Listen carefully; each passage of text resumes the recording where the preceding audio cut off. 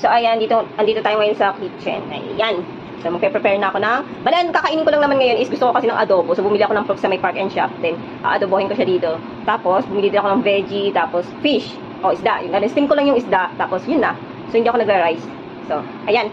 So, ito yung niluluto ko. Adobo sana. Kaso, walang sibuyas dito sa bahay. Wala akong sibuyas dito sa kusina. Kaya, ayan, bawang lang yung nilagay ko. So, talo-talo na yan. Hindi, so, ito na siya. Malapit na siyang maluto. Nilagyan ko nga pala siya ng, sili. Ayan. Para maanghang kasi nga mahilig ako sa maanghang. So, at ayan na nga siya. Nagmamantika na. So, okay na to. Kasi natikman ko na rin naman siya. Okay na yung lasa for me. Tuan ko ng ay, sabi nag-adobohan ko ng adobong baboy. So, ayan. Kailangan maraming veggie. Para diba yung lasa ng baboy ng adobo, andyan pa rin.